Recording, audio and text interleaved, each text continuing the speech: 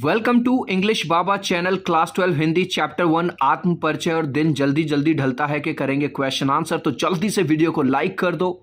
I hope आपने video को like कर दिया है और अभी तक मेरे भाई चैनल को सब्सक्राइब नहीं किया तो सब्सक्राइब कर दो सो दैट आपको हमारे सारे अपडेट्स मिल जाएं। क्वेश्चन नंबर 1, कविता एक और जग जीवन का भार लिए घूमने की बात करती है और दूसरी ओर मैं कभी ना जग का ध्यान किया करता हूं।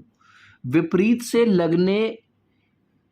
लगते इन कथनों का क्या आशय है? तो चिल्ड्रन, सबसे पहले क्वेश्चन को समझना जरूरी है। तो एक तरफ तो कवि कह रहे हैं कि मैं जग जीवन का भार लिए फिरता हूं, मतलब मेरे पास इतनी टेंशन है संसार की और इसकी, और दूसरी तरफ यार वो ये कह रहे हैं मैं कभी ना जग का ध्यान करता। तो यानी कि दोनों जो कथन है वो विरोधाभास वाले बातें कह रहे हैं, विपरीत कथन है। तो इन कथन का मतलब क्या है? इन पंक्तियों में विरोधाभास है। विरोधाभास मतलब जब दो कथन एक दूसरे को काटें, एक दूसरे के अपोजिट बात करें, उसको बोलते हैं विरोधाभास। पहली पंक्ति का अर्थ यह है कि कवि को संसार के लोगों से कोई मतलब नहीं है। देखो यहां पे अगर आप ये वाली लाइन देख रहे हो, मैं कभी ना जग का ध्यान किया करता हूं, इसका मतलब क्या है कि कवि को संसार के लोगों से कोई मतलब नहीं है भाई साहब। और दूसरी ओर कवि कहते हैं कि हमें बेफिजूल की बातों को छोड़कर समाज की खराब परिस्थितियों पर ध्यान देना चाहिए। मतलब जब वो ये कह रहे हैं कि मैं जग जीवन का भार लिए फिरता हूं, तो वो कह रहे हैं मुझको इस समाज की चिंता है और मैं ये चाहता हूं कि मैं भी और दूसरे लोग भी बेफालतू की बातें छोड़ दें और समाज की परिस्थितियों पर हम ध्यान दें, जिससे समाज में कुछ सुधार हो सके। जहां पर दाना रहते हैं वहीं नादान भी होते हैं। कवि ने ऐसा क्यों कहा होगा?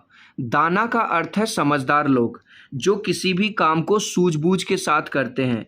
वहीं इसके विपरीत नादान मतलब नासमझ लोग जो किसी भी काम को जल्दबाजी में या बिना सोचे समझे करते हैं। कवि ने दोनों में अंतर बताने के लिए ऐसा कहा होगा। मैं और जग और कहाँ का नाता पंक्ति में और शब्द की विशेषता बताइए। तो ये जो पंक्ति है यहां से लेके और नाता तक, ये पूरी पंक्ति है जो इन्होंने अपनी कविता में डाल दी है। अब इसमें हमको बताना क्या है कि और शब्द की विशेषता। आप देख रहे हो और यहां पे भी यूज हुआ है, और यहां पे भी यूज हुआ है, और यहां पे भी यूज हुआ है। और शब्द का प्रयोग 3 बार हुआ है, हो रहा है। देखो 1, 2 और 3। पहले और में कवि अपने आप को आम आदमी से अलग बताता है। वो कहता है कि मैं कोई आम आदमी की तरह नहीं हूं जो बेफालतू में अपना टाइम वेस्ट करता फिरता हूं, मैं स्पेशल हूं। दूसरे और के प्रयोग में संसार की विशेषता बताई गई है, ठीक है। दूसरा और किसके लिए? जग का मतलब होता है संसार। तीसरे और का प्रयोग कवि ने यह बताने के लिए किया है कि संसार और कवि में कोई संबंध नहीं है। देख रहे हो विरोधाभास। भाई कभी कहते हैं कि भैया मैं तो संसार से अलग हूं, कभी कहते हैं कि संसार और कवि में कोई भी संबंध नहीं है। तो ये 3 बार जो और आया है, तीनों बार इसका मतलब अलग अलग है। शीतल वाणी में आग के होने का क्या अभिप्राय है? चिल्ड्रन, आपको पता है शीतल का मतलब होता है ठंडा और आग का मतलब होता है गर्म। तो वो कवि जो है ये वाली बात क्यों कह रहे हैं कि मेरी शीतल वाणी में भी आग है?